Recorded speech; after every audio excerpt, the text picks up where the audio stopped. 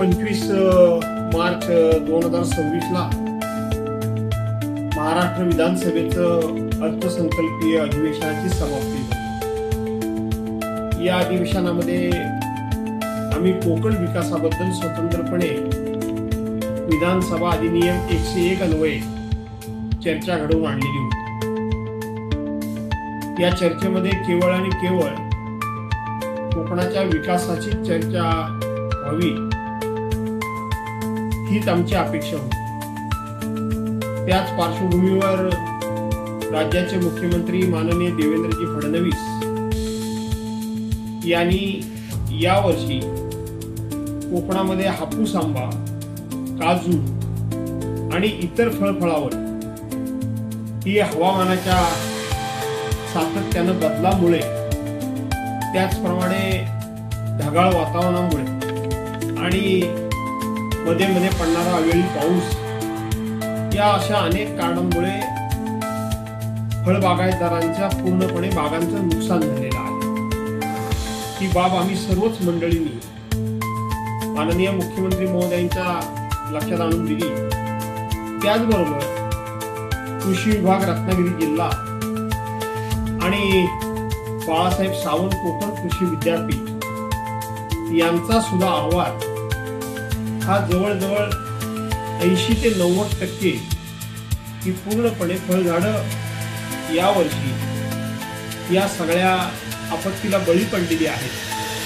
त्यामुळं फळबागायतदार पूर्णपणे उद्ध्वस्त झालेत असाच तो रिपोर्ट गेलेला आहे। त्याचबरोबर पश्चिम आशियामध्ये जे युद्ध सुरू आहे त्यामुळे थोडा बहुत आखाती देशामध्ये आपल्या कोकणचा हापूस आंबा जाऊन फळबागायतदारांना 2 पैसे मिळायचे, त्या युद्धामुळं आता तेही मिळणार नाही। या पार्श्वभूमीवर माननीय मुख्यमंत्री महोदयांनी आंबा बागायतदारांना हेक्टरी किमान 5 लाख रुपये आणि काजू बागायतदारांना किमान 3 लाख रुपये हेक्टरी मदत करावी अशी आग्रही मागणी मी स्वतः केली होती।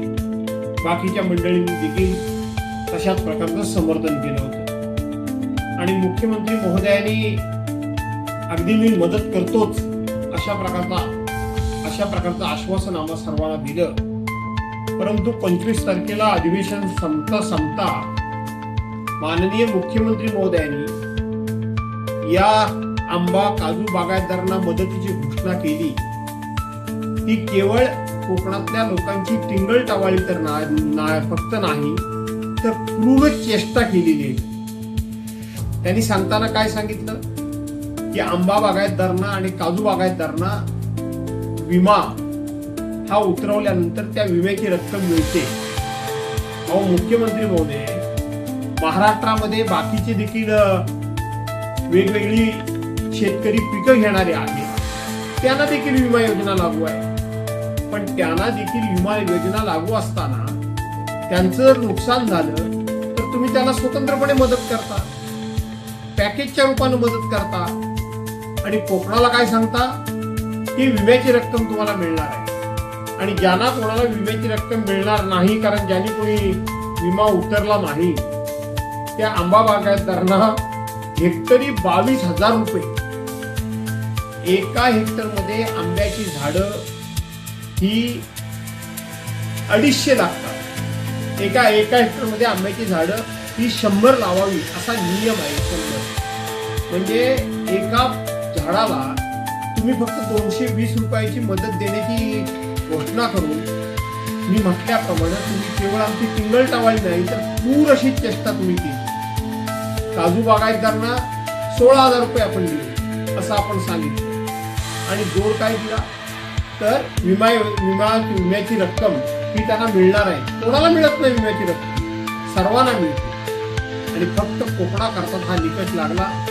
हे जेव्हा माननीय मुख्यमंत्री महोदयांचं मी निवेदन ऐकलं, खरं सांगायला गेलं तर रागाबरोबर संतापाबरोबर खंत देखील वाटली की आमच्या कोकणाची सातत्यानं कशी उपेक्षा होतीये त्याचं हे उदाहरण आहे।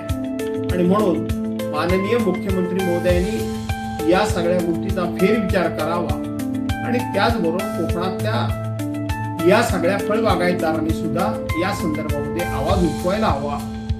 तो जर आवाज उठला नाही तर ही आपली अशी नेहमीची चेष्टा होत राहील. आणि म्हणून माननीय मुख्यमंत्री महोदयांच्या या घोषणेचा मी तर या ठिकाणी निषेध करतोच, परंतु पुन्हा एकदा विनंती करतो की आज राजकीय दृष्ट्या सुद्धा कोकणानं तुमच्या पाठीमागे मोठं बळ उभं केलेलं आहे. ज्या वेळेला 96-97 साली युतीचं सरकार होतं त्यावेळेला पहिल्यांदा कोकणातल्या आंबा बागायतदारांना नुकसान भरपाई मिळवून देण्याकरता म्हणून मीच संघर्ष केला. मीच त्यावेळेला नामदार मनोहर जोशींना सभागृहामध्ये रोखून धरलं, अडवून धरलं आणि त्यावेळेला हेक्टरी 10,000 रुपये मिळाले होते. आज त्या गोष्टीला किती वर्ष झाली. आणि म्हणून ही कोकणाची उपेक्षा माननीय मुख्यमंत्री आणि राज्यकर्त्यांनी थांबवावी अशी माझी विनंती.